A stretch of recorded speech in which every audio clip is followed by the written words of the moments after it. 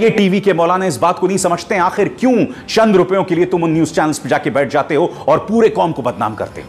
मैं ये भी पूछना चाहता हूं कि ऐसे शोज में आखिर कुछ लोग, कुछ मुसलमान धर्म गुरु बनकर आखिर क्यों पहुंच जाते हैं।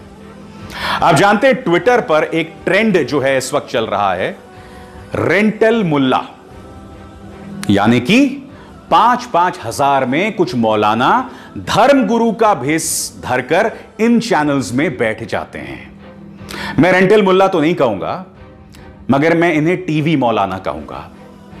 मैं आपको बताना चाहता हूं दोस्तों, मैं जानना चाहता हूं कि जो न्यूज चैनल एक समुदाय को लगातार टारगेट करता रहता है, वहां पर इन मौलानाओं को जाने की क्या जरूरत है सिर्फ 5,000 रुपए के लिए।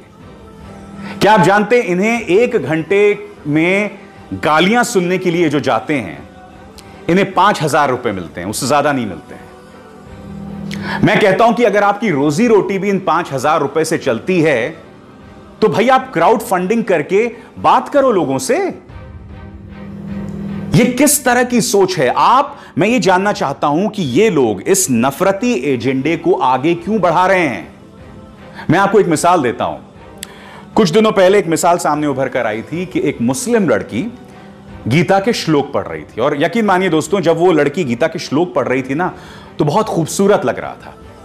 अब एक न्यूज चैनल ने क्या चालाकी की, उस लड़की को बिठा दिया स्टूडियो में और उसके सामने 2 लंबी लंबी दाढ़ी वाले मौलाना बिठा दिए, और उस पूरे 1 घंटे के कार्यक्रम में वो मासूम लड़की तो गीता के श्लोक पढ़ रही थी, और वो दो मौलाना जो हैं बोल रहे थे, देखिए हमारे इस्लाम में ये अलाउड नहीं है, ये नहीं है, फलाना ढिमकाना। अब आप सोचिए, ये तस्वीर जब दिखाई जाती है तो इसका क्या फर्क पड़ता है आम जनमानस पर। उन 2 मौलानाओं को वहां जाने की क्या जरूरत थी। यही तो एक खूबसूरती है ना इस देश की, जहां मुसलमान गीता के श्लोक पढ़ सकता है, जहां एपीजे अब्दुल कलाम को हम अपने माथे पर, हम सराखों पर बिठाते हैं, जहां आज की तारीख के 3 बड़े सुपरस्टार्स तीनों मुसलमान हैं। यही तो खूबसूरती है ना इस देश की। मैं आज इसलिए बता रहा हूं क्योंकि इन्हीं न्यूज चैनल्स पर जब पालघर लिंचिंग को हिंदू मुस्लिम बनाने की कोशिश की जा रही थी, ये टीवी मौलाना वहां जाकर बैठ जाते हैं। आखिर क्यों? ये आपकी जिम्मेदारी है। अगर आप इनके परिवार के सदस्य हैं तो इनसे बोलिए कि ऐसा शर्मनाक काम न करें, क्योंकि इसके जरिए सिवाय समाज के अंदर दोहराव पैदा करने के और कुछ नहीं हो रहा है। सिवाय मुसलमानों की बदनामी के कुछ नहीं हो रही है इसके जरिए। और अंत में सवाल मैं प्रधानमंत्री से भी करना चाहता हूं। प्रधानमंत्री, हाथ जोड़कर मेरी प्रार्थना है आपसे, इन चैनल्स के जहर पर लगाम लगाइए। मैं जानता हूं कि योगी आदित्यनाथ की उत्तर प्रदेश पुलिस ने कई न्यूज चैनल्स के जहर का पर्दाफाश किया है, मगर इनके खिलाफ एफआईआर दर्ज की जाए इस जहर को फैलाने के लिए। हाथ जोड़कर मेरी प्रार्थना है, क्योंकि आप जानते हैं इस सब का असर अंतर्राष्ट्रीय तौर पर पड़ रहा है। आप क्या चाहते हैं? आप क्या चाहते हैं कि गल्फ में जो लाखों भारतीय काम करते हैं, क्या वो वापस भारत आ जाएं? क्या आप जानते हैं कि ओमान की तरफ से, कतर की तरफ से, सऊदी अरब की तरफ से, यूनाइटेड अरब एमिरेट्स की तरफ से, सभी तरफ से कठोर तेवर अपनाए जा रहे हैं वहां के हुक्मरानों द्वारा। क्यों? क्योंकि वहां पर जो भक्त बसे हुए हैं ना, यानी कि बीजेपी के जो कट्टर समर्थक हैं, वो वहां बैठे बैठे मुस्लिम विरोधी बयान देते हैं, जहरीले बयान देते हैं, और अब उन पर कार्रवाई की जा रही है। मैं आपसे हाथ जोड़कर प्रार्थना करता हूं प्रधानमंत्री, मैं जानता हूं कि आपको ही नहीं, संयुक्त अरब अमीरात में हमारे जो एम्बेसडर हैं, जो हमारे ओमान में एम्बेसडर हैं, सबको बयान देना पड़ा। यहां तक कि हमारे माइनॉरिटी अफेयर्स मिनिस्टर इन सज्जन मुख्तार अब्बास नकवी को भी बयान देना पड़ा कि भारत जो है मुसलमानों के लिए स्वर्ग है। मैं नहीं जानता हूं कौन सा स्वर्ग है। स्वर्ग भेजने की बात तो नहीं कर रहे हैं कहीं आप। खैर, वो बात अलग है, मगर जो मैं आपसे कह रहा हूं कि वक्त आ गया है कि इस तरह के जहरीले मीडिया पे कृपया लगाम लगाइए।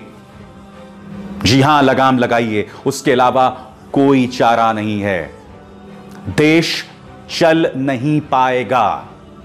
हम मजबूत हैं, हम एक हैं, हम बिखर नहीं सकते हैं, मगर घुटनों पे चलना कोई चलना नहीं होता है। आज मैं आप सबसे हाथ जोड़कर प्रार्थना कर रहा हूं, एक पत्रकार होने के नाते नहीं, बल्कि एक इस देश के एक नागरिक होने के नाते, कि कृपया इस जहर को अपने मन, अपनी आत्मा का हिस्सा मत होने दीजिए, क्योंकि इससे कोई एक समुदाय को नुकसान नहीं पहुंचने वाला है, पूरा देश इसमें डूब जाएगा। भारतीय जनता पार्टी के ये नफरती नेता बाज आए, जिन न्यूज चैनल्स का मैं जिक्र कर रहा हूं ये लोग बाज आए, क्योंकि जिन न्यूज चैनल्स पर ये एंकर्स काम करते हैं, तुम्हारी भी बच्चे हैं, तुम्हारे भी बच्चे स्कूल जाते हैं। आप क्या चाहते हैं? कल्पना कीजिए, आप लाइन लगाए एक सुपर स्टोर के बाहर खड़े हैं, आप अपनी रोजी रोटी के लिए गए हैं, आप चावल अनाज वगैरह लेने गए हैं, आप लोग सब खड़े हैं, और अचानक ऐसे ही जहरीले प्रोपेगेंडा के चलते वहां पर दंगे छिड़ जाएं। बताइए, इसका जिम्मेदार कौन होगा? खैर, यह बात मैं अपनी हर शो में करता हूं, मुझे लगता है कि इसी पे कोई फर्क नहीं पड़ता, मगर मुझे भी वाकई इस बात का थोड़ा सा भी फर्क नहीं पड़ता कि आपके कान में जूं तक नहीं रेंग रही है, क्योंकि मैं अपनी आवाज इसी बेबाकी के साथ बुलंद करता रहूंगा। जय हिंद।